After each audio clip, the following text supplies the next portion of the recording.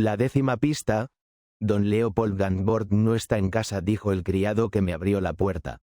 Pero está su hijo, el señorito Charles, si es que desea verle.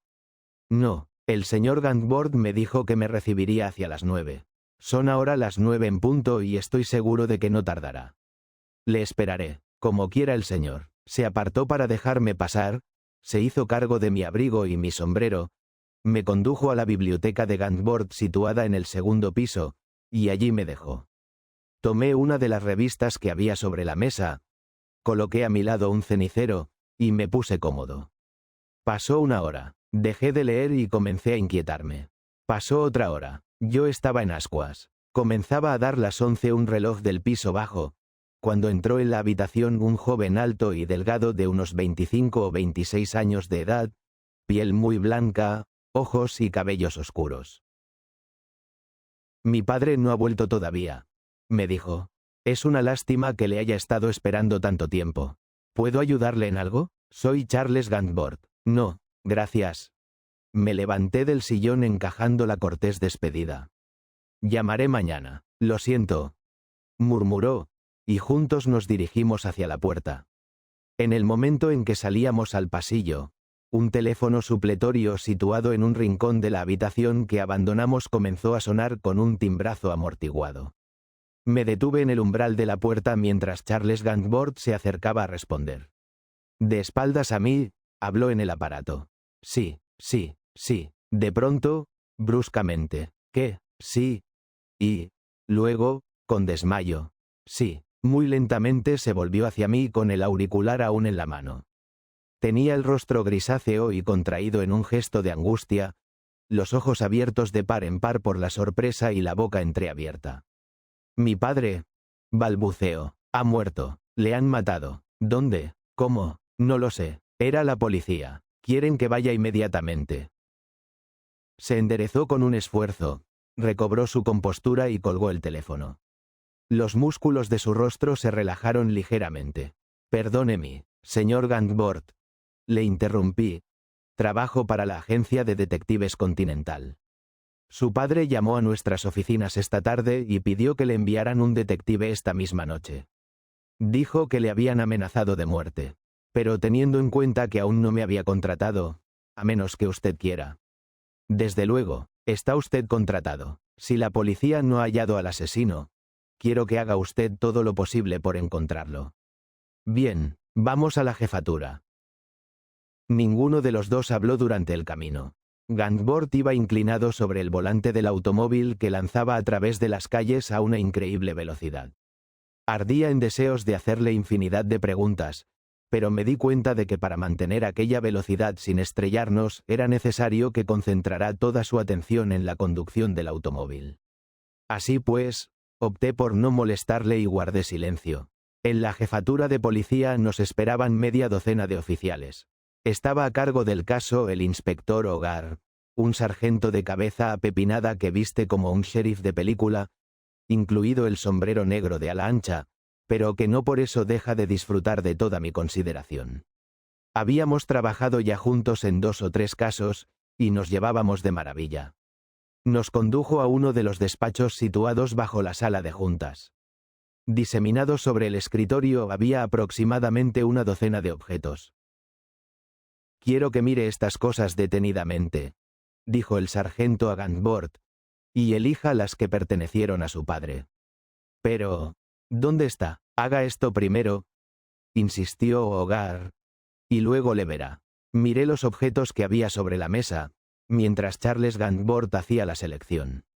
Un joyero vacío, una agenda, 3 cartas en sendos sobres abiertos dirigidos a la víctima, varios documentos, un manojo de llaves, una pluma estilográfica, 2 pañuelos de lino blanco, 2 casquillos de pistola, una navaja y un lápiz de oro unidos a un reloj también de oro por una cadena de oro y platino, 2 monederos de piel negra, uno de ellos nuevo y el otro muy usado, cierta cantidad de dinero en billetes y monedas, y una máquina de escribir abollada y retorcida salpicada de amasijos de cabellos y sangre. Parte de los objetos estaban manchados de sangre, y parte estaban limpios.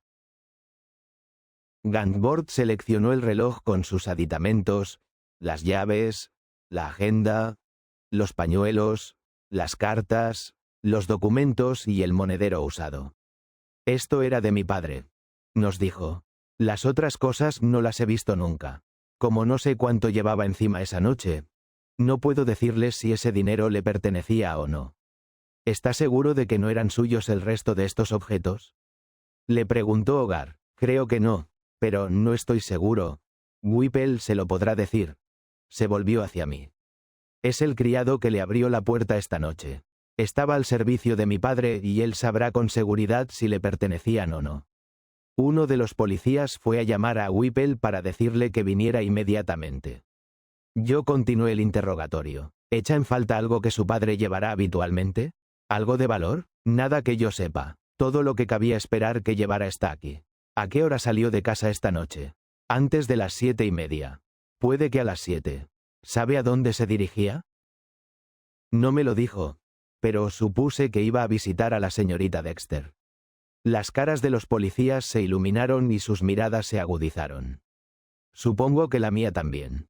Son muchos, muchísimos, los crímenes en que no hay faldas de por medio, pero es raro el asesinato notable en que no hay complicada una mujer. ¿Quién es la señorita Dexter? Me relevó Hogar. Dijo Charles Gantworth dudando. Verá, mi padre tenía una relación muy cordial con ella y con su hermano. Solía visitarlos, o mejor dicho visitarlos, varias noches por semana. Yo sospechaba que quería casarse con ella. ¿Qué clase de persona es? Mi padre les conoció hace 6 o 7 meses. Yo les he visto varias veces, pero no les conozco muy bien. La señorita Dexter, creda de nombre, tiene 23 años y su hermano Madden es 4 o 5 años mayor. Él debe estar ahora camino de Nueva York donde va a gestionar un asunto en nombre de mi padre. ¿Le dijo su padre que iba a casarse con ella? Insistió Hogar negándose a perder de vista la posibilidad de una intervención femenina. No, pero es evidente que estaba, ¿cómo le diría?, muy entusiasmado con ella. Tuvimos unas palabras sobre eso hace unos días, concretamente la semana pasada. Nada serio, entiéndame, una discusión sin importancia. Del modo en que me habló, me temí que pensaba casarse con ella. ¿Por qué ha dicho, me temí? Saltó Hogar al oír estas palabras. Charles Gantworth se azaró un poco y carraspeó nerviosamente. No quiero dar una mala impresión de los Dexter. Creo, más aún, estoy seguro, que no tienen nada que ver en este asunto. Pero no les tengo ninguna simpatía, no me caen bien. Me parecen unos oportunistas. Mi padre no era fabulosamente rico, pero tenía una considerable fortuna. Y aunque se conservaba bien, tenía ya 57 años, lo que me hace pensar que a Creda Dexter le interesaba más su dinero que él. ¿Y el testamento de su padre? En el último de que yo tengo noticia, el que redactó hace 2 o 3 años, deja todo a mi mujer y a mí. Su abogado, Murray Abernathy, podrá decirle si hay un testamento posterior, pero no lo creo. Su padre se había retirado de los negocios, ¿verdad? Sí, me traspasó su agencia de importación y exportación hace un año aproximadamente. Conservaba bastantes inversiones en diversos sitios, pero no participaba activamente en ninguna empresa. Hogar se ladeó el sombrero de sheriff, y durante unos segundos se rascó su cabeza apepinada con expresión meditabunda. Después me miró. ¿Tiene usted alguna pregunta más? Sí, señor Gantworth, ¿conoce usted a un tal Emil Bonfils? ¿Ha oído hablar de él a su padre o a cualquier otra persona? No. ¿En alguna ocasión le dijo su padre que había recibido una carta en la cual se le amenazaba? ¿O que alguien le había disparado en la calle? No. ¿Estuvo su padre en París en 1902? Es muy posible. Hasta que se retiró solía ir al extranjero todos los años. Terminada la entrevista, Hogar y yo acompañamos a Gantworth al depósito de cadáveres para que identificara el de su padre. El espectáculo que ofrecía este no era lo que se dice agradable, ni siquiera para Hogar ni para mí, que solo le conocíamos de vista. Yo le recordaba como un hombre bajo y enjuto, siempre elegantemente ataviado y dotado de una viveza que le hacía parecer mucho más joven de lo que era. Ahora yacía con el cráneo convertido en un amasijo de pulpa roja. Dejamos a Gantworth en el depósito de cadáveres y nos dirigimos a pie a la jefatura. ¿Qué secretos trae usted sobre Emile Bonfils y París en 1902? Me preguntó Hogar en el momento en que salimos a la calle. La víctima telefoneó a la agencia esta tarde diciendo que había recibido una carta amenazadora de un tal Emile Bonfils, con el que ya había tenido roces en París en 1902. Afirmó que Bonfils había disparado sobre él en la calle la noche anterior y pidió que le enviaran un detective esta misma noche. Rogó que bajo circunstancia alguna se informara de esto a la policía, añadiendo que prefería que Bonfils le matara a que el asunto se hiciera público. Eso es todo lo que dijo por teléfono. Por eso estaba yo presente cuando notificaron a Charles Gantworth la muerte de su padre. Hogar se detuvo en medio de la acera y dejó escapar un silbido. «Esta sí que es buena», exclamó. «Espere usted a que volvamos a la jefatura. Le enseñaré una cosa». Whipple nos esperaba ya en la sala de juntas. A primera vista su rostro tenía la misma expresión de máscara que cuando me había admitido pocas horas antes en la casa de Russian Hill. Pero por debajo de sus modales de sirviente perfecto se le notaba crispado y tembloroso. Le llevamos a la oficina donde habíamos interrogado a Charles Gantworth. Whipple corroboró todo lo que el hijo de la víctima nos había dicho. Estaba seguro de que ni la máquina de escribir, ni el joyero, ni los 2 casquillos, ni el monedero nuevo habían pertenecido al muerto. No conseguimos hacerle confesar lo que pensaba de los Dexter, pero era evidente que no les tenía ninguna simpatía. La señorita Dexter, nos dijo, había llamado 3 veces aquella noche, hacia las 8, a las 9 y a las 9:30. En las 3 ocasiones había preguntado por el señor Gantworth, pero no había dejado ningún recado. Whipple suponía que la señorita Dexter esperaba a su amo y que al ver que no llegaba se había inquietado por su tardanza. Dijo no saber nada ni de Emile Bonfils ni de las cartas en que se amenazaba a Gantworth. La noche anterior a su muerte, este había salido desde las 8 hasta la medianoche. Whipple no se había fijado en él lo suficiente como para decir si a su vuelta estaba inquieto o no. Cuando salía llevaba encima, generalmente, unos $100. ¿Echa usted de menos algo de lo que Gantworth llevaba encima esta noche? Preguntó Hogar. No, señor, creo que está todo aquí. El reloj y la cadena, el dinero, la agenda, el monedero, las llaves, los pañuelos, la pluma. Todo lo que yo sepa. ¿Salió Charles Gantworth esta noche? No, señor. Él y su esposa estuvieron en casa toda la noche. ¿Está seguro? Whipple meditó un momento. Sí, señor, casi seguro. Puedo decirle con absoluta certeza que la señorita Gantworth no salió. La verdad es que al señorito Charles no le vi desde las 8 aproximadamente, hasta las 11, hora en que bajó con este caballero, dijo señalándome. Pero estoy casi seguro de que no salió. Creo recordar que la señorita Gantworth me dijo que estaba en casa. Hogar le hizo entonces otra pregunta que en aquel momento me sorprendió. ¿Qué clase de botonadura llevaba el señor Gantworth? ¿Se refiere usted a don Leopold? Sí. Era una botonadura lisa, de oro. Los botones estaban hechos de una pieza y llevaban el contraste de un joyero de Londres. ¿Los reconocería si los viera? Sí, señor. Acabado el interrogatorio, dejamos a Whipple regresar a casa. ¿No cree? Pregunté a Hogar una vez que nos quedamos solos frente a aquel escritorio cubierto de pistas que aún no significaban absolutamente nada para mí. ¿Que es hora de que empiece a ponerme al día? Creo que sí. Escuchen bien. Un hombre llamado Lagerquist, dueño de una tienda de ultramarinos, atravesaba en su automóvil esta noche el parque de Golden Gate, cuando pasó junto a un coche estacionado con los faros apagados en una avenida oscura. La postura del hombre que había en el interior le pareció rara, e informó de ello al primer agente de policía que encontró. El agente halló a Gantworth sentado al volante con la cabeza aplastada, y este cacharro continuó poniendo la mano sobre la máquina de escribir manchada de sangre, sobre el asiento de al lado. Eran las 10 menos cuarto. El forense dice que le mataron machacándole el cráneo con esta máquina de escribir. Los bolsillos del traje de la víctima estaban vueltos hacia afuera, y sobre el suelo y los asientos del automóvil hallamos diseminados los objetos que ve sobre el escritorio, exceptuando el monedero nuevo.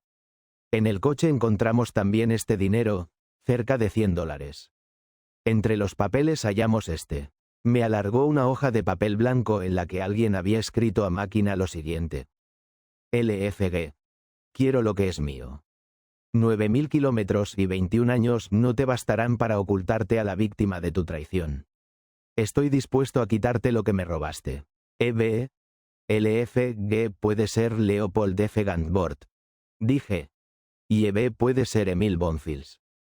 21 años serían los transcurridos entre 1902 y 1923, y 9.000 kilómetros es aproximadamente la distancia que hay de París a San Francisco. Dejé la carta sobre la mesa y tomé el joyero. Era de un material negro que imitaba piel, y estaba forrado de satén blanco. Carecía de marca alguna. Después examiné los casquillos. Eran del calibre 45 y mostraban en la ojiva una muesca en forma de cruz, viejo truco que permite que la bala se aplane como un platillo cuando llega a su destino.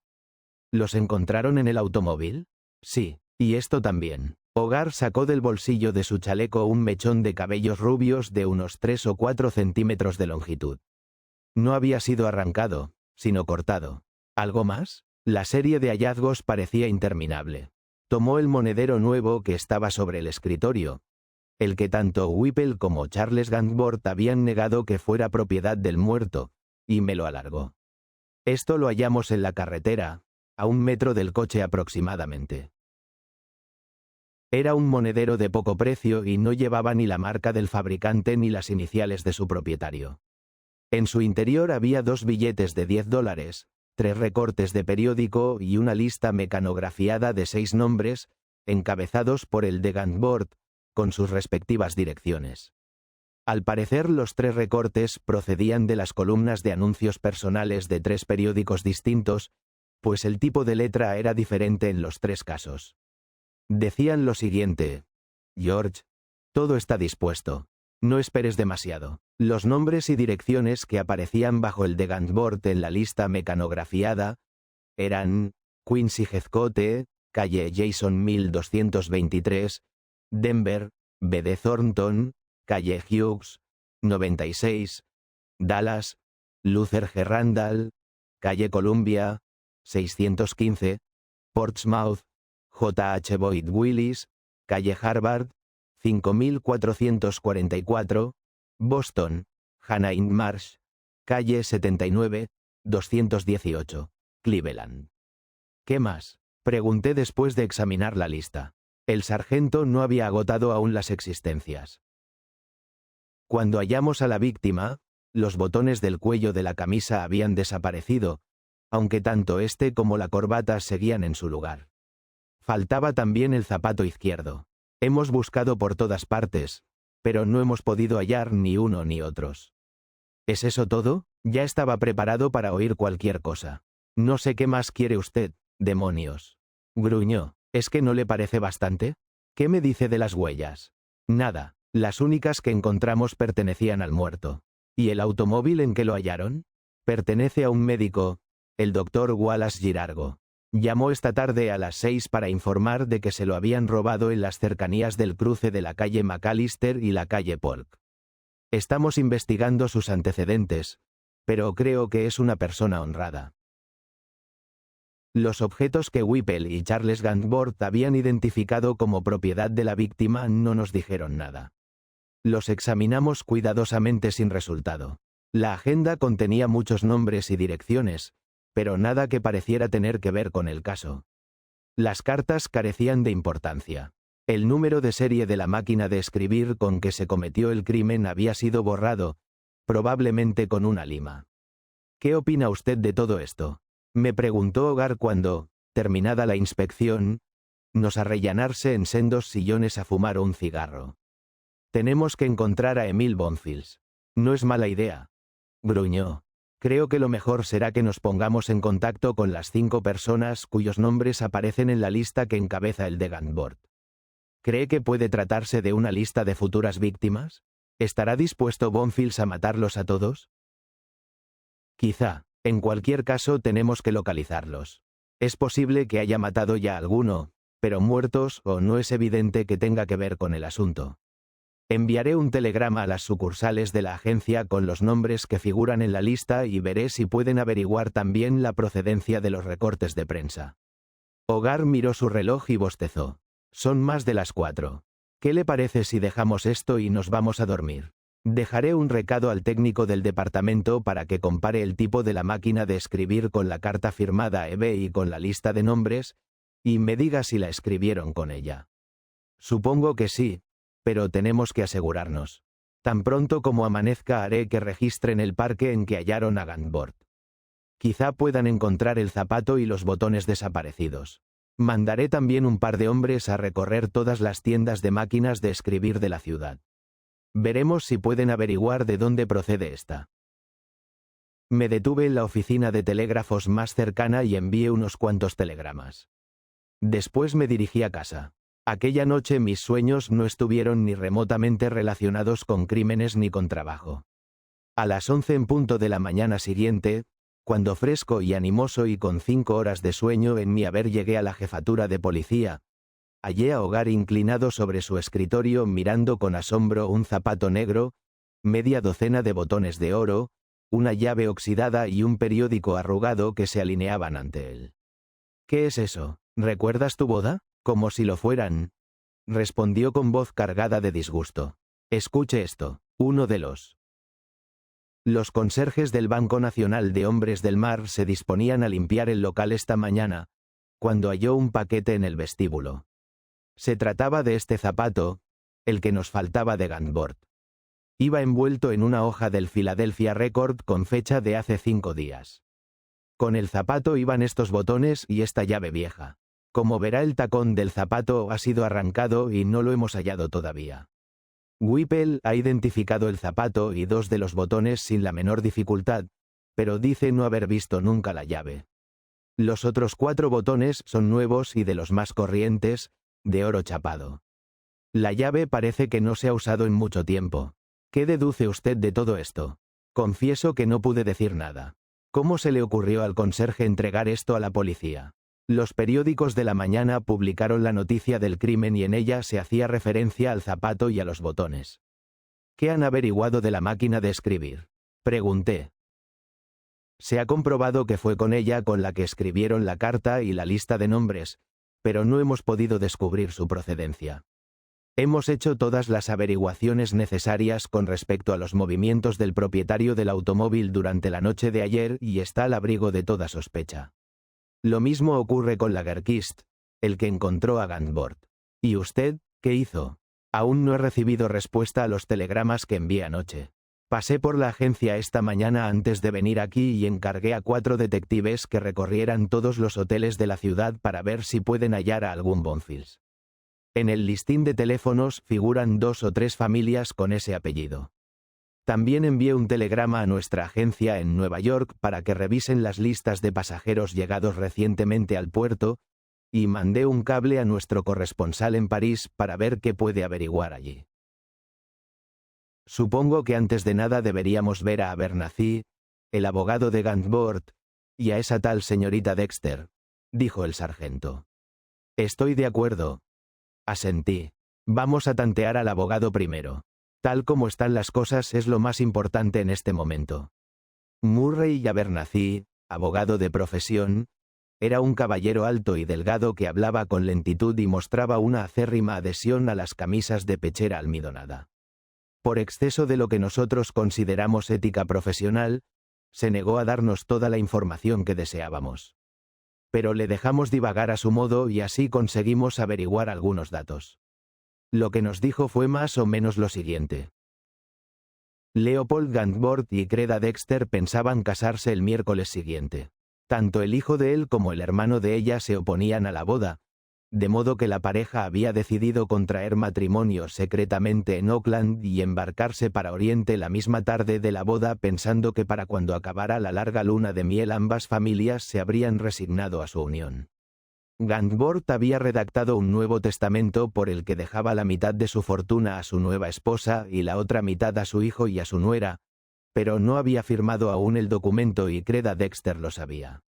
No ignoraba tampoco, y este fue uno de los pocos puntos en que Abernathy se mostró explícito, que de acuerdo con el testamento anterior, aún en vigor, toda la fortuna pasaba a Charles Gainsborough y a su esposa.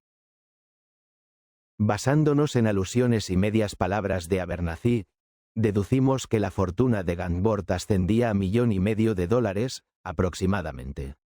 El abogado afirmó ignorar todo lo referente a Emil Bonfils y a las amenazas dirigidas contra su cliente. No sabía, o no quiso decirnos, nada que viniera a arrojar un rayo de luz acerca de la naturaleza del robo del que se acusaba a Gainsborough en la carta amenazadora. Desde la oficina de Abernathy nos dirigimos al apartamento de Greta Dexter, situado en un lujoso edificio a pocos minutos de distancia de la casa de la víctima. Greta Dexter era una mujer menuda, de poco más de 20 años. Lo que más destacaba en ella eran sus ojos, unos ojos grandes y profundos de color del ámbar, con pupilas que se movían incesantemente. Continuamente cambian de tamaño expandiéndose o contrayéndose, unas veces con lentitud y otras con rapidez, pasando súbitamente del tamaño de una cabeza de alfiler a amenazar con invadir el iris ambarino. Aquellos ojos revelaban que se trataba de una mujer marcadamente felina. Todos sus movimientos eran lentos, suaves, seguros como los de una gata. Las líneas de su bonito rostro, el contorno de su boca, la nariz breve, la forma de los ojos, la hinchazón de las cejas, todo en ella era felino. Y venía a corroborar esa impresión el modo en que peinaba sus cabellos, que eran sedosos y oscuros. El señor Gainsborough y yo, dijo una vez hechas las presentaciones, íbamos a casarnos pasado mañana. Su hijo y su nuera se oponían a nuestro matrimonio y lo mismo mi hermano Madden. Los tres creían que había demasiada diferencia de edad entre nosotros.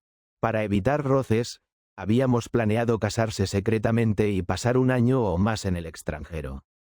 Pensábamos que para nuestro regreso habrían olvidado sus objeciones. Ese fue el motivo por el que el señor Gainsborough convenció a Madden de que fuera a Nueva York. Tenía un negocio pendiente en aquella ciudad, algo relacionado con la liquidación de sus intereses en una fundición de aceros, y lo utilizó como excusa para enviar a mi hermano allí hasta que perdiéramos en nuestro viaje de bodas. Madden vive conmigo y me habría sido imposible hacer todos los preparativos sin que hubiera sospechado nada. ¿Estuvo el señor Gainsborough aquí anoche?, pregunté. No, le estuve esperando porque íbamos a salir. Generalmente venía andando, pues vivía solo a unas cuantas manzanas de este edificio. Cuando vi que eran las 8 y aún no había llegado, llamé a su casa y Whipple me dijo que había salido hacía ya una hora. Después volví a llamar 2 veces. Esta mañana telefoné de nuevo, antes de leer el periódico, y me dijeron que... Al llegar a este punto se le quebró la voz. Esta fue la única muestra de emoción que dio durante toda la conversación. La idea que de ella nos había dado Charles Gainsborough y Whipple nos había llevado a esperar una exhibición de dolor mucho más teatral. Pero confieso que Greta Dexter me desilusionó. Se mostró comedida, discreta y ni siquiera trató de impresionarnos con sus lágrimas. ¿Estuvo aquí anteanoche el señor Gainsborough? Sí, llegó un poco después de las 8 y se quedó aquí hasta las 12. No salimos. ¿Vino y regresó a su casa andando?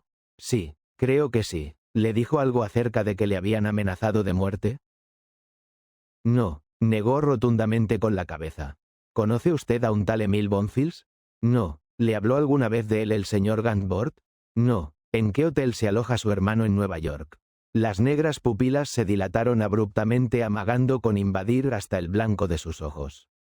Ese fue el primer síntoma de temor que reconocí en ella. Pero a excepción hecha de aquella súbita reacción, no perdió un ápice de su compostura. No lo sé. ¿Cuándo salió de San Francisco? El jueves. Hace 4 días. Salimos del apartamento de Greta Dexter y recorrimos 6 o 7 manzanas en silencio, sumidos en nuestros pensamientos. Al fin Hogar habló. Esta señora es una gatita. A las caricias responde con un ronroneo. Pero mucho cuidado porque puede sacar las garras. ¿Qué opina de la forma en que se le dilataron las pupilas cuando le pregunté acerca de su hermano? Dije. Debe significar algo, pero no sé qué. Convendría investigar el asunto y ver si realmente se halla en Nueva York. Si hoy se encuentra ya allí es seguro que no pudo estar aquí anoche. Hasta el avión más rápido tarda de 26 a 28 horas en recorrer la distancia de San Francisco a Nueva York. Lo investigaremos, afirmó. Me parece que Creda Dexter no está muy segura de que su hermano no tenga que ver con el asunto. Es posible que Bonfils no actuará solo, pero no creo que Creda esté complicada en el crimen. Sabía que Gantworth no había firmado el testamento en que la dejaba heredera y no tendría sentido que renunciara a $750,000. Mandamos un largo telegrama a la agencia Continental en Nueva York y nos dirigimos a mi oficina para ver si había llegado respuesta a los cables que envié la noche anterior. Efectivamente, había llegado. Nuestros detectives no habían hallado el menor rastro de ninguna de las personas cuyos nombres figuraban en la lista encabezada por el de Gantworth. Un par de las direcciones que aparecían en ella ni siquiera existían. En 2 de las calles en cuestión no había casa alguna que correspondiera al número indicado y nunca la había habido. Hogar y yo pasamos el resto de la tarde recorriendo la distancia que separaba la casa de Gantworth, en Russian Hills, del inmueble donde vivían los Dexter, interrogando a todo hombre, mujer y niño que viviera, trabaja o juega a lo largo de los 3 caminos distintos que la víctima podía haber seguido para ir de un edificio al otro. Nadie había oído el disparo que hizo Bonfils la noche anterior al crimen. Nadie había reparado en nada sospechoso la noche del asesinato. Nadie había visto a Gantworth subir a un automóvil. Fuimos a la casa de Russian Hills e interrogamos de nuevo al hijo de la víctima, a la esposa de este y a todos los criados, sin resultado. Ninguno de ellos había echado de menos nada que pudiera pertenecer a la víctima y que fuera tan pequeño como para poder ocultarlo en un tacón. El par de zapatos que llevaba Gantworth la noche del crimen era uno de los 3 pares que le habían hecho en Nueva York 2 meses antes. Pudo haber arrancado el tacón del zapato izquierdo, vaciarlo lo suficiente como para introducir en él un objeto de pequeñas dimensiones, y volverlo a clavar otra vez, aunque Whipple insistía en que, a menos que la operación la hubiera llevado a cabo un experto, él habría reparado en ello. Agotadas las posibilidades del interrogatorio, regresamos a la agencia. En ese momento acababan de recibir un telegrama de la oficina de Nueva York, según el cual durante los 6 meses anteriores al crimen no había llegado a ese puerto ningún Emil Bonfils ni desde Inglaterra, ni desde Francia, ni desde Alemania. Los detectives que habían recorrido la ciudad tratando de localizar a todos los apellidados Bonfils tampoco habían averiguado nada de interés. Habían hallado a 11 Bonfils en San Francisco, Oakland, Berkeley y Alameda, pero ninguno tenía nada que ver con el crimen ni sabían nada de ningún Emil Bonfils. La búsqueda por los hoteles tampoco había dado resultado. Hogar y yo nos fuimos a cenar juntos. Fue aquella una cena hosca y silenciosa, durante la cual ninguno de los dos pronunció más de 6 palabras. Después regresamos a la agencia, donde acababa de llegar un nuevo telegrama de Nueva York. Madden Dexter llegó al Hotel McAlpin esta mañana con poder notarial para vender intereses Gantworth en Altos Hornos. Dice no saber nada ni de Emil Bonfils ni del asesinato. Regresa a San Francisco mañana. La hoja de papel en que había descifrado el telegrama se deslizó entre mis dedos y Hogar y yo permanecimos silenciosos, sentados uno frente al otro, mirándonos distraídamente por encima del escritorio. Afuera en el corredor se escuchaba el ruido que hacían con los cubos las mujeres de la limpieza. «Es un caso extraño», dijo finalmente Hogar. Asentí. Lo era. «Tenemos 9 pistas», continuó, «que no nos han servido absolutamente para nada. Número 1. La llamada que hizo la víctima a su agencia para decirles que un tal Bonfils, con quien ya había tenido problemas en París, le había amenazado y disparado después sobre él. Número 2. La máquina de escribir con que se cometió el crimen y con la que escribieron la carta y la lista de nombres. Aún no hemos podido averiguar su procedencia. Por otro lado, ¿qué clase de arma es esa? Se diría que a Bonfils se le subió la sangre a la cabeza y golpeó a Gantworth con la primera cosa que encontró. Pero, ¿qué hacía esa máquina de escribir en un coche robado? ¿Y por qué le habían limado la numeración? Negué con la cabeza para dar a entender que ignoraba la respuesta y Hogar continuó con la enumeración de las pistas. Número 3. La carta en que se amenaza a Gantworth y que responde a lo que éste dijo por teléfono aquella misma tarde. Número 4. Las 2 balas con la muesca en forma de cruz en la ojiva. Número 5. El joyero. Número 6. El mechón de pelo rubio. Número 7. El hecho de que desaparecieran los botones del cuello de la camisa de la víctima y uno de sus zapatos. Número 8. El monedero que hallamos en la carretera con los 2 billetes de $10, los 3 recortes de periódico y la lista de nombres. Número 9. El hallazgo al día siguiente del zapato, los botones del cuello con 4 botones más y la llave oxidada, envuelto todo en una hoja de diario de Filadelfia con fecha de 5 días antes. Esta es la lista completa. La única explicación posible es que Gantworth estafara a ese tal Emile Bonfils, sea quien sea, en París en 1902, y que éste haya vuelto ahora para vengarse. Recogió anoche a Gantworth en un automóvil robado en que, Dios sabe por qué motivo, llevaba una máquina de escribir. Tuvieron una discusión, Bonfils le golpeó con la máquina y le registró los bolsillos sin que al parecer le robara nada. Decidió que lo que buscaba se hallaba en el zapato izquierdo de Gantworth y se lo llevó. Lo que no tiene sentido es la desaparición de los botones, ni la lista falsa, ni... Si lo tiene, le interrumpí incorporándose ya completamente despierto. Esa es la 10ª pista, la que vamos a seguir de ahora en adelante. La lista era inventada, a excepción del nombre y dirección de Leopold Gantworth. De haber sido auténtica, nuestros detectives habrían hallado al menos una de esas 5 personas, pero no encontraron rastro de ninguna de ellas. Para colmo, en 2 casos los números de las calles ni siquiera existían. Esa lista es falsa. El asesino la puso en el monedero para despistarnos aún más, añadió los recortes de los periódicos y los $20 y la dejó tirada en la carretera cerca del automóvil. Y si esto es así, hay 100 posibilidades contra una de que el resto de las pistas sean igualmente falsas. Desde este momento concedo a esas 9 pistas la credibilidad de un cuento chino y, por lo tanto, voy a actuar contrariamente a ellas. De ahora en adelante voy a buscar a un hombre que no se llame Emile Bonfils, cuyas iniciales no sean ni E ni B y que no se hallara en París en 1902.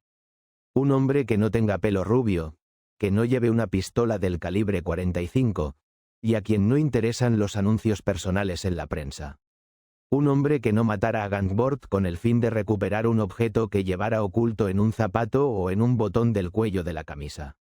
Ese es el hombre que voy a buscar desde ahora. El sargento Hogar guiñó sus ojillos verdes con gesto meditabundo y se rascó la cabeza. Quizá no sea una locura, dijo. Puede que tenga usted razón. Supongamos que sea así. ¿Qué hacemos? Esa gatita Dexter seguro que no lo hizo, porque la muerte de Gantworth le costó $750,000. Su hermano tampoco, porque estaba camino de Nueva York y porque además nadie quita a un tipo de en medio solo porque se le ha ocurrido casarse con su hermana. Charles Gantworth, él y su mujer son los únicos que salían beneficiados con que el viejo la palmara antes de firmar el segundo testamento. La única prueba que tenemos de que Charles no saliera esa noche es su palabra. Los sirvientes no le vieron entre las 8 y las 11. Usted mismo estuvo allí y no le vio hasta esa hora. Pero ambos le creemos cuando afirma que no salió, y ni usted ni yo sospechamos que liquidara al viejo aunque bien pudo hacerlo. ¿Quién fue entonces? Esa tal Creda Dexter iba a casarse con Gantworth por su dinero, ¿no? No creerá usted que estaba enamorada de él, ¿verdad? No, por su modo de ser y por lo que dijo. Más bien creo que estaba enamorada del $1,500,000.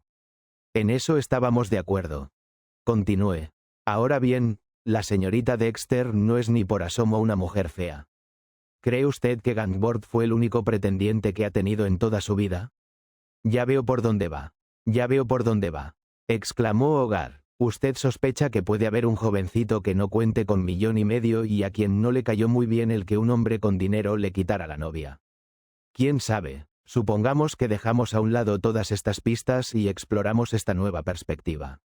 De acuerdo, respondió. Desde mañana nos dedicaremos a buscar a un hombre que se disputaba con Gangborg la patita de la gata Dexter. Y para bien o para mal, eso es lo que hicimos. Guardamos todas aquellas preciosas pruebas en un cajón que cerramos con llave y las echamos al olvido. Hecho esto, nos lanzamos a la búsqueda de las amistades masculinas de Greta Dexter. Pero el asunto no resultó tan fácil como en un principio parecía. A pesar de nuestros esfuerzos por escarbar en su pasado, no pudimos dar con ningún hombre que pudiéramos catalogar como pretendiente. Greta y su hermano llevaban viviendo en San Francisco 3 años. Hogar y yo fuimos de apartamento en apartamento investigando todo aquel período e interrogando a todos aquellos que pudieron conocerlos, incluso de vista solamente. Nadie pudo mencionar a un solo hombre que mostrara especial interés por ella, exceptuando a Gangborg. Al parecer nadie la había visto con ningún hombre a no ser este o su hermano. Aunque esto no representó con acento agudo un progreso en la investigación, al menos nos convenció de que nos jalábamos sobre la pista. Durante aquellos 3 años, nos dijimos, tuvo que haber al menos un hombre en la vida de Greta Dexter además de Leopold Gangborg. O nos equivocamos de medio a medio, o Greta no era el tipo de mujer capaz de rechazar la atención masculina, que, dado el modo en que la había dotado la naturaleza, naturalmente tenía que atraer. Y si había otro hombre, el hecho de que se ocultara tan concienzudamente venía a aumentar la posibilidad de que estuviera complicado en el asesinato. No pudimos averiguar dónde habían vivido los Dexter antes de trasladarse a San Francisco, pero su vida anterior no nos interesaba gran cosa. Desde luego, cabía la posibilidad de que hubiera aparecido algún antiguo pretendiente, pero en ese caso habría sido más fácil descubrir la relación actual que la anterior. Lo que averiguamos vino a demostrar que Charles Gangborg no se había equivocado al catalogar a los Dexter como cazadores de fortunas. Todas sus actividades apuntaban a eso, aunque no hubiera habido nada decididamente criminal en su conducta. Volví a ver a Greta y pasé toda una tarde en su apartamento interrogándose sin descanso acerca de su vida amorosa. ¿A quién había abandonado por Gangborg y su $1,500,000? Su respuesta fue siempre la misma. A nadie, afirmación que decidí no dar por verdadera. La hicimos observar día y noche sin resultado. Es posible que sospechara que estaba bajo vigilancia, pero el hecho es que no salió de su apartamento, y si lo hizo, fue para los recados más inocuos. Hicimos vigilar su apartamento aun cuando estaba fuera de casa. Nadie lo visitó. Intervinimos su teléfono y lo que oímos no nos descubrió nada. Interceptamos su correo y averiguamos que no recibía una sola carta, ni siquiera de propaganda. Mientras tanto habíamos descubierto el origen de los 3 recortes de prensa hallados en la billetera. Procedían de las columnas de anuncios personales de 3 periódicos distintos, uno de Nueva York, otro de Chicago y otro de Portland. Los anuncios habían aparecido 5, 4 y 2 días, respectivamente, antes del asesinato. Los 3 periódicos se hallaban a la venta en los kioscos de prensa de San Francisco el mismo día del crimen a disposición de cualquiera dispuesto a adquirirlos y recortar los anuncios con el fin de confundir a unos cuantos detectives. La corresponsal de la agencia Continental en París había hallado nada menos que a 6 Emil Bonfils, todos totalmente ajenos al caso, y se hallaba rastreando la pista de otros 3 más. Pero a Hogar y a mí no nos preocupaba ya Emil Bonfils. Esa era una pista que habíamos dado por muerta y enterrada. Nos jalábamos dedicados en cuerpo y alma a nuestra nueva tarea, la de encontrar al rival de Gangborg.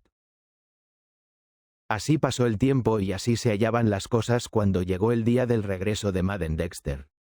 La agencia de Nueva York le había estado vigilando hasta que abandonó la ciudad e inmediatamente nos notificó su partida. Así fue como averiguamos en qué tren llegaría a San Francisco. Yo había decidido interrogarlo antes de que viera a su hermana.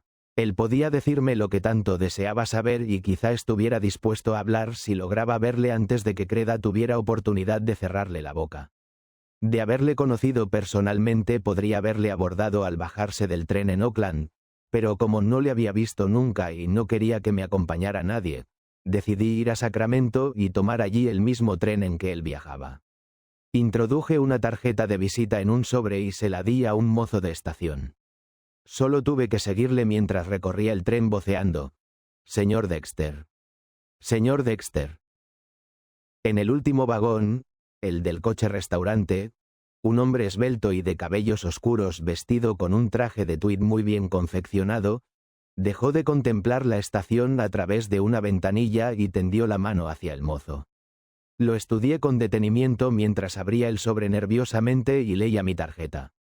La barbilla le tembló ligeramente, temblor que vino a subrayar la debilidad de un rostro que ni en los momentos de mayor serenidad podría expresar entereza. Calculé que tendría entre 25 y 30 años de edad.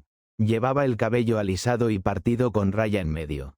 Tenía ojos grandes, castaños y demasiado expresivos, la nariz pequeña y bien formada, el bigote moreno y cuidado y los labios muy rojos. Ya conocen el tipo. Cuando levantó los ojos de la tarjeta me acomodé en un asiento vacío que había junto a él. ¿Es usted el señor Dexter? Sí, supongo que quiere verme en relación con la muerte del señor Gantworth. Sí, quería hablar con usted y como me hallaba en Sacramento pensé que si hacíamos el viaje de vuelta juntos podría dirigirle unas preguntas sin hacerle perder mucho tiempo. Si hay algo en que pueda ayudarles, cuente conmigo, me dijo. Pero ya les dije a los detectives de Nueva York todo lo que sabía y me parece que no lo consideraron nada interesante. La situación ha cambiado desde que salió usted de Nueva York. Mientras hablaba estudié su rostro cuidadosamente.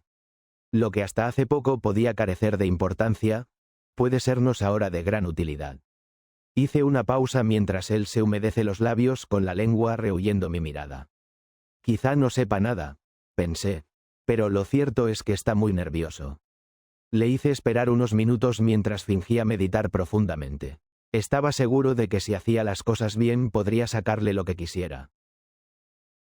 Para evitar que los otros pasajeros pudieran oír nuestra conversación, estábamos sentados el uno junto al otro con las cabezas muy juntas, posición que resultaba muy ventajosa. No hay detective que ignore que para hacer confesar a un hombre de carácter débil lo mejor es, sencillamente, acercar el rostro al suyo y hablarle en voz muy alta. Es cierto que en esta ocasión no podía alzar mucho la voz, pero la vecindad de nuestros rostros constituía suficiente ventaja. De los hombres que conocía su hermana, me decidí a preguntarle al FM, ¿cuál, aparte del señor Gantworth, estaba más interesado en ella? Tragó saliva ruidosamente y miró por la ventanilla.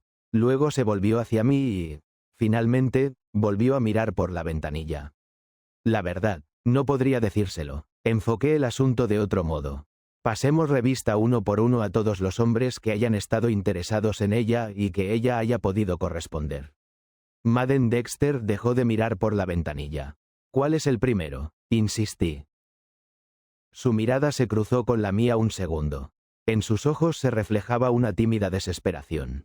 Le parecerá absurdo, pero yo, a pesar de ser el hermano de Greda, no podría darle el nombre de un solo hombre por el que ella se hubiera interesado antes de Gantworth.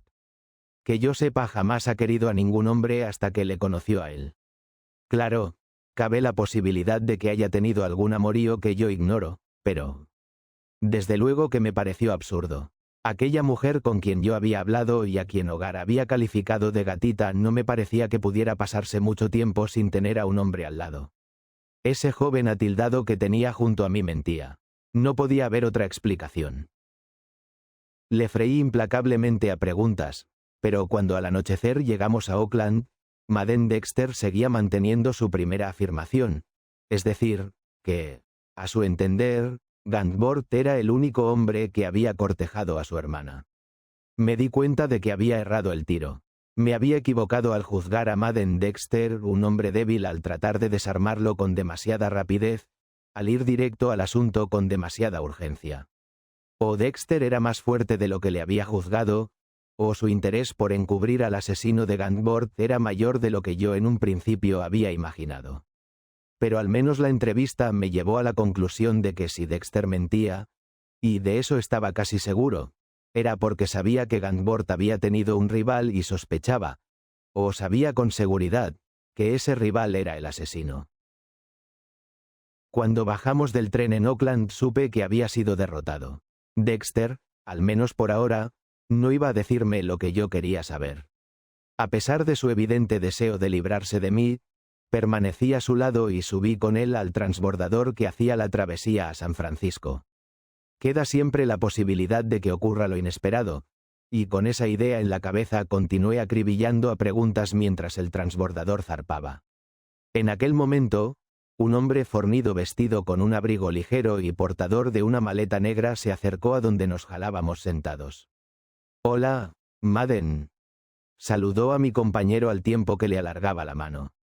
«Acabo de llegar y estaba tratando de recordar tu número de teléfono», dijo depositando la maleta en el suelo. Los dos hombres se estrecharon la mano calurosamente. Madden Dexter se volvió hacia mí. «Quiero presentarle al señor Smith», me dijo. Luego dio mi nombre al hombretón, y añadió: «Trabaja para la agencia de detectives Continental aquí en San Francisco». Esta última frase, dicha evidentemente con la intención de poner a su amigo sobre aviso, constituyó para mí un toque de alerta. Por suerte el transbordador iba abarrotado, y nos rodeaban al menos unas 100 personas. Respiré, sonreí amablemente y estreché la mano al recién llegado. Quienquiera que fuese ese Smith y cualquiera que fuese la relación que tuviera con el asesinato, y alguna tenía que tener o Dexter no se habría precipitado a informarle de mi identidad, era evidente que allí no podía hacerme nada. Afortunadamente estábamos rodeados de gente. Aquel fue mi segundo error del día. Smith se había metido la mano izquierda en el bolsillo del abrigo, o, mejor dicho, a través de una de esas aberturas verticales por las que se puede llegar a los bolsillos de la chaqueta sin necesidad de desabrocharse. Con aquel movimiento el abrigo, que llevaba desabrochado, se abrió descubriendo el cañón de una pistola que, ocultó a la vista de todos excepto a la mía, me apuntaba a la cintura. ¿Salimos a la cubierta? Más que pregunta era una orden. Dudé. No me gustaba la idea de alejarme de toda aquella gente que nos rodeaba ajena a lo que sucedía. Pero Smith no tenía aspecto de hombre cauteloso. Más bien parecía un hombre capaz de pasar por alto la presencia de un centenar de testigos. Me volví y comencé a caminar entre la gente. Él avanzaba junto a mí con la mano derecha posada familiarmente sobre mi hombro y sosteniendo con la izquierda la pistola que apoyaba contra mi columna vertebral. La cubierta estaba desierta, una niebla espesa, tan cargada de humedad como la lluvia misma, la niebla de las noches invernales de San Francisco, flotaba sobre el barco y el agua y había empujado a todos los viajeros al interior. Ahora nos rodeaba espesa e impenetrable impidiéndonos ver siquiera la proa del barco a pesar de las luces que brillaban sobre nuestras cabezas. Me detuve. Smith me empujó con la pistola. «Un poco más allá, donde podamos hablar», me dijo al oído. Seguí caminando hasta llegar junto a la borda. De pronto sentí en la nuca una súbita quemazón. En la oscuridad que se abría frente a mí vi brillar unos puntos de luz que crecían. Avanzaban rápidamente hacia mí. Sé mi inconsciencia. Cuando desperté me hallé manteniéndome a flote mecánicamente. Traté de liberarme del abrigo. La nuca me latía salvajemente. Los ojos me ardían. Me sentía pesado y ahito como si hubiera tragado litros y litros de agua. La niebla flotaba pesadamente sobre la bahía. No se veía nada. Cuando al fin logré deshacerme del abrigo, la cabeza se me había aclarado un poco, pero cuanto más consciente me hallaba, mayor se hacía el dolor. A mi izquierda, entre la niebla, brilló una luz un instante y desapareció. De pronto, y procedentes de todas direcciones, comenzaron a sonar en una docena de tonos infinitas sirenas que avisaban de la niebla. Dejé de nadar y me dejé llevar por la corriente tratando de averiguar dónde me hallaba. Al poco rato distinguí las ráfagas de sonido, uniformemente espaciadas, de la sirena de Alcatraz. Pero aún así no logré orientarme. El sonido de la niebla carente de dirección y parecía golpearme desde lo alto. Me encontraba en algún lugar de la bahía de San Francisco. Eso era todo lo que sabía, aunque sospechaba que la corriente me empujaba hacia el puente de Golden Gate. Al cabo de un rato supe que había abandonado la ruta de los transbordadores de Oakland, pues hacía tiempo que no me había cruzado con ningún barco. El descubrimiento me alegró. En medio de esa niebla lo más probable es que un barco me enrollara, no que me recogiera.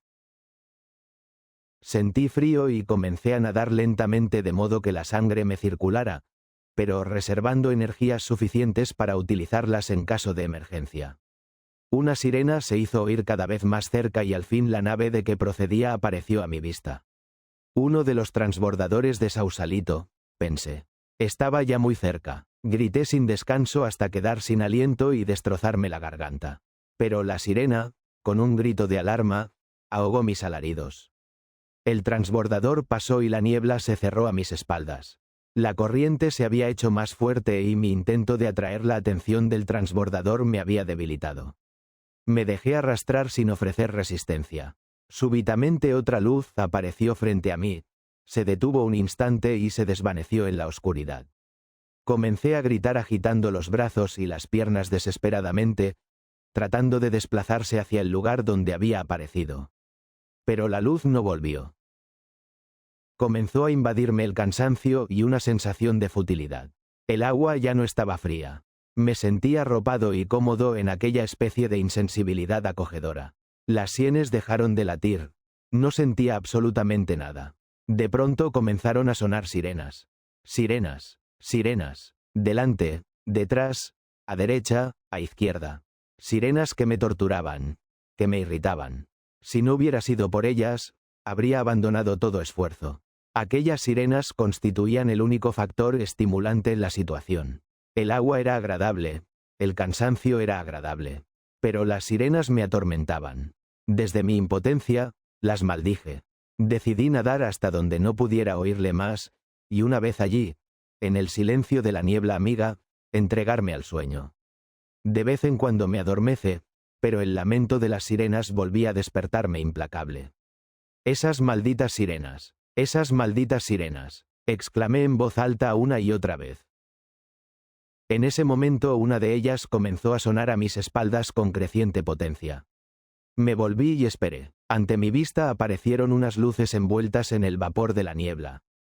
Con exagerada cautela, evitando hacer el menor ruido, me eché con acento agudo a un lado. Una vez que desapareciera aquella molestia, podría dormir. Me reí tontamente al ver pasar las luces sintiendo una absurda sensación de triunfo ante mi habilidad en eludir al barco. Esas malditas sirenas. De pronto la vida, el ansia de vivir, volvió a invadir súbitamente mi ser. Grité al barco que pasaba y aplicando a la tarea hasta la última molécula de mi cuerpo, NAD con acento agudo hacia él. Entre brazada y brazada, levantaba la cabeza y gritaba. Cuando por segunda vez recuperé el sentido aquella noche, me hallaba tendido boca arriba rodeado de maletas en una camioneta de las utilizadas para el transporte de equipajes que se movía lentamente. Hombres y mujeres se apiñaban alrededor del vehículo caminando junto a él y mirándome con curiosidad. Me incorporé. ¿Dónde estamos?, pregunté. Un hombre uniformado de rostro arrogante respondió a mi pregunta. Acabamos de llegar a Sausalito. No se mueva. Le llevamos al hospital. Miré en torno mío. ¿Cuándo vuelve este barco a San Francisco? Ahora mismo. Me bajé de la camioneta y avancé hacia la pasarela del barco. Me voy en él, dije. Media hora más tarde, helado y tembloroso, y manteniendo a duras penas la boca cerrada para que mis dientes no entrechocan como dice en un cubilete, subí a un taxi en la terminal del transbordador y me dirigí a casa. Una vez allí me bebí un vaso de whisky, me froté el cuerpo con una toalla áspera hasta sentir escozor en la piel y, a pesar del enorme cansancio que sentía y de un indescriptible dolor de cabeza, comencé a sentirme persona otra vez. Telefoneé a Hogar para decirle que viniera inmediatamente a mi apartamento y después llamé a Charles Gainsbourg. ¿No ha visto a una Madden Dexter?, le pregunté. No, pero he hablado con él por teléfono. Me llamó en cuanto llegó. Quedamos en que mañana por la mañana nos veríamos en casa del señor Abernathy y que allí me informará del asunto que gestionó en nombre de mi padre. ¿Puede llamarle ahora y decirle que tiene usted que salir de San Francisco mañana temprano y que le gustaría verle en su apartamento esta misma noche? Si usted lo desea, hágalo, por favor. Pasaré a buscarle dentro de un rato e iremos a verle juntos. ¿Qué es lo que? Se lo diré cuando le vea. le interrumpí. Hogar llegó en el momento en que acababa de vestirme. ¿Pudo sonsacarle?, me preguntó aludiendo a mi plan de abordar a Dexter en el tren para interrogarlo. Sí, le dije con amargo sarcasmo. Pero por poco me olvidé de lo que me dijo. Le acribillé a preguntas desde Sacramento a Oakland y no pude sacarle ni una palabra. En el transbordador, camino de San Francisco, me presentó a un tal Smith enviándole al mismo tiempo que era detective. Y esto nada menos que en un barco lleno de gente. El señor Smith me arrimó el cañón de su pistola a la barriga, me hizo subir a cubierta, me atizó un culatazo en la nuca y me tiró a la bahía. No dirá que se aburrió, ¿no?, bromeó Hogar. Luego frunció el entrecejo. Puede que ese Smith sea el hombre que buscamos, el que se encargó de liquidar a Gantbord. Pero ¿por qué tuvo que delatarse tirándole a usted por la borda? No tengo ni idea, confesé mientras buscaba entre mis sombreros aquel que menos presión ejerciera sobre mi dolorida nuca. Dexter sabía que yo andaba buscando un antiguo amorío de su hermana.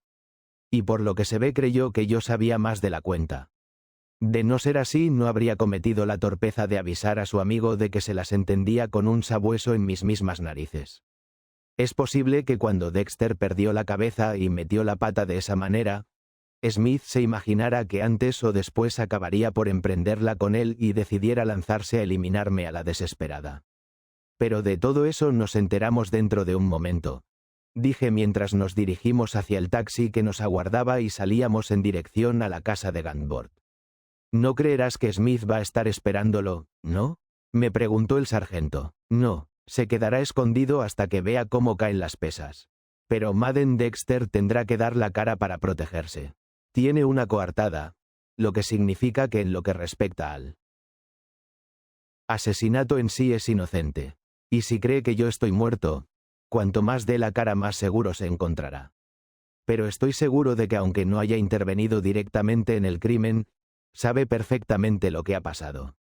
No pude ver muy bien, pero creo que no salió a cubierta con Smith y conmigo en el transbordador. Ahora estará en su casa y esta vez va a tener que cantar de plano. Charles Gantbord nos esperaba en la escalinata de su casa. Subió al taxi y nos dirigimos al apartamento de Dexter. No tuvimos tiempo de responder a las preguntas que Gantbord nos dirigía sin interrupción. ¿Está en su casa esperándolo?, pregunté. Sí. Bajamos del taxi y entramos en el edificio. Deseo ver al señor Dexter. Soy el señor Gantbord, dijo este al filipino que se hallaba a cargo de la centralita. El muchacho habló al teléfono. Suban, nos dijo. Cuando llegamos a la puerta del apartamento de los Dexter, me adelanté a Gantbord y pulsé el timbre. Creda Dexter abrió la puerta. Sus ojos color ámbar se dilataron y su sonrisa se le geló en los labios al verme entrar decididamente en el apartamento. Atravesé rápidamente el pequeño vestíbulo y entré en la primera habitación que vi abierta e iluminada. Y allí me encontré cara a cara con Smith. Los dos nos sorprendimos, pero su asombro fue mucho más profundo que el mío. Ninguno de los dos esperaba tropezarse con el otro, pero mientras yo sabía que él estaba vivo, él me suponía en el fondo de la bahía. Aprovechando su desconcierto, logré dar 2 pasos hacia él antes de que entrara en movimiento. En un abrir y cerrar de ojos echó mano a la pistola. Con cada gramo de mis 80 kilos de peso reforzados por el recuerdo de cada segundo que había pasado en el agua y cada latido de mi nuca dolorida, le encajé un derechazo en pleno rostro. Cuando quiso reaccionar fue demasiado tarde para parar el golpe. Los nudillos me crujieron con el impacto del puñetazo y mi mano quedó totalmente insensible. Pero Smith se derrumbó en el suelo y no se movió más. Saltando por encima de su cuerpo corrí hacia la puerta situada al otro extremo de la habitación mientras que con la mano izquierda desenfundó la pistola. Dexter no puede andar muy lejos. Grité por encima de mi hombro a Hogar, que acompañado de Gantbord y de Creda traspasaba en ese momento el umbral de la puerta por la que yo había entrado. Mucho cuidado. Recorrí precipitadamente el resto del apartamento, registrando todo minuciosamente sin ningún resultado. Luego volví junto a Creda, que, con ayuda de Hogar y de Gantbord, trataba de revivir a Smith. El sargento me lanzó una mirada por encima del hombro. ¿Quién cree usted que es ese payaso?, me preguntó. Es mi amigo, el señor Smith. Gantbord dice que es Madden Dexter, dijo. Miré a Charles Gantbord, que afirmó con la cabeza. Es Madden Dexter, dijo. Durante 10 minutos nos aplicamos a la tarea de revivir. Al fin abrió los ojos. Tan pronto como se incorporó comenzamos a dirigirle preguntas y acusaciones con la esperanza de obtener una confesión antes de que se recuperara de su asombro. Pero le duró muy poco. Todo lo que pudimos sacarle fue: lléveme si quieren. Si tengo algo que decir, se lo diré a mi abogado y solo a él. Creda Dexter, que se había hecho a un lado al recuperar el sentido su hermano y nos miraba a unos pasos de distancia, se adelantó bruscamente y me cogió del brazo. ¿Qué tienen contra él?, preguntó imperiosa. No quiero entrar en detalles, respondí, pero sí puedo decirle lo siguiente. Vamos a darle la oportunidad de demostrar en un juzgado bien moderno y ventilado que no mató a Leopold Gantbord. Pero si estaba en Nueva York. No es cierto. Un amigo suyo fue a Nueva York en su lugar y gestionó los negocios de Gantbord bajo el nombre de Madden Dexter. Si este es el auténtico Dexter, lo más cerca que estuvo de Nueva York es cuando se encontró con su amigo para que le entregara los documentos que Leopold Gantbord le había confiado. Fue entonces cuando se dio cuenta de que yo había descubierto involuntariamente su coartada, aunque en aquel momento yo mismo ni lo sospechaba. Creda se volvió para enfrentarse con su hermano. ¿Es eso cierto?, le preguntó. Él le dirigió una mirada de desprecio y continuó palpándose el lugar preciso de la mandíbula donde yo le había encajado el puñetazo. Le diré lo que tenga que decir a mi abogado, repitió. ¿A él se lo dirás, eh?, le respondió ella gritando. Pues yo voy a decir lo que tengo que decir ahora mismo. Se encaró conmigo de nuevo. Madden no es mi hermano. Mi nombre es Ives. Le conocí en San Luis hace unos 4 años. Juntos fuimos de una ciudad a otra durante un año aproximadamente y al final vinimos a parar a San Francisco. Él era un estafador. Y aún lo es. Conoció al señor Gantbord hace 6 o 7 meses y estaba tramando venderle un invento falso. La trajo aquí un par de veces y, como teníamos por costumbre, me presentó diciendo que era su hermana. Cuando Gantbord había venido unas cuantas veces, Madden decidió cambiar la táctica y empujarlo a una situación comprometida conmigo para poder hacerle después chantaje. Mi tarea consistía en seducir al viejo hasta tenerlo atado tan corto que no pudiera escapar y hasta que tuviéramos algo realmente sólido con que amenazarme. Pensábamos sacarle así un montón de dinero. Durante algún tiempo todo salió a pedir de boca, pero Gantbord se enamoró de mí y al final me pidió que me casara con él. Aquello nos pilló de sorpresa, pues hasta entonces solo nos proponemos hacerle chantaje. Ante el nuevo carácter que tomaban las cosas traté de disuadir a Madden de que llevara a cabo su plan. Admito que la fortuna del viejo tuvo algo que ver con eso, pero también es cierto que le había tomado cariño. Era un hombre muy bueno en muchos aspectos, mejor que ninguno de los que hasta entonces había conocido.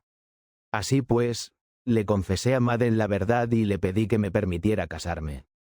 A cambio le prometí pasarle una pensión, pues sabía que a Gantbord podría sacarle todo el dinero que quisiera, y de ese modo me portaba decentemente. Al fin y al cabo él era quien me había presentado al viejo y no quería dejarle en la estacada. Estaba dispuesta a hacer por él todo lo que pudiera. Pero Madden no quiso ni oír hablar del asunto. A la larga habría sacado mucho más dinero con mi plan, pero estaba obsesionado con la idea de llenarse los bolsillos lo antes posible. Y para complicar aún más las cosas le dio por los celos. Una noche me pegó y aquello fue lo que me decidió. Desde ese instante me propuse librarme de él. Le dije al señor Gantbord que mi hermano se oponía a nuestro matrimonio y, como era evidente que Madden había cambiado de actitud con respecto a él, me creyó. Decidió quitarle de en medio hasta que perdiéramos en nuestro viaje de bodas, y con este fin arregló todo para enviarle a Nueva York a gestionar una transacción en su nombre. Creí que había logrado engañarle. No sé cómo no me di cuenta de que adivinara lo que nos proponemos. Pensábamos permanecer fuera un año y creí que para nuestro regreso o me habría olvidado o yo estaría en situación de acallarla si intentaba organizar un escándalo. En el momento en que me enteré de la muerte del señor Gantbord, tuve la corazonada de que Madden era el asesino. Pero como parecía cierto que se hallaba en Nueva York a la mañana siguiente del crimen, pensé que había sido injusta en pensar mal de él y en el fondo me alegré de que no tuviera nada que ver en el asunto. Pero ahora, bruscamente se volvió hacia él que hasta entonces había sido su compinche. Ahora espero que te cuelguen, cerdo. Luego se volvió hacia mí de nuevo. No era ahora la gatita mimosa que conocíamos, sino una gata rabiosa que mostraba amenazadora las garras y los dientes bufando. ¿Qué aspecto tenía el tipo que fue a Nueva York en lugar de Madden? Le describí al hombre con el que había hablado en el tren. Evan Felter, dijo después de meditar unos momentos. Solían trabajar juntos. Debe haberse escondido en Los Ángeles. Aprieten las clavijas y verán cómo canta todo lo que sabe. Es un calzonazos. Lo más probable es que no supiera lo que Madden traía entre manos hasta que usted descubrió el pastel. ¿Qué te parece esto? Le escupió las palabras a Dexter. ¿Qué te parece esto para empezar? Tú me gastaste la fiesta, ¿eh? Pues ahora voy a dedicarme en cuerpo y alma a ayudarles a conseguir que se cuelguen. Y como lo dijo, lo hizo. Con su ayuda no nos fue difícil reunir las pruebas suficientes para llevarle a la horca.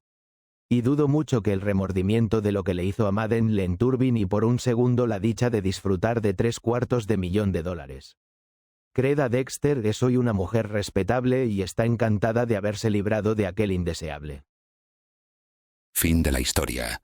Si te gustó, dale like, suscríbete y cuéntanos en los comentarios qué parte fue tu favorita. Nos vemos en la próxima aventura.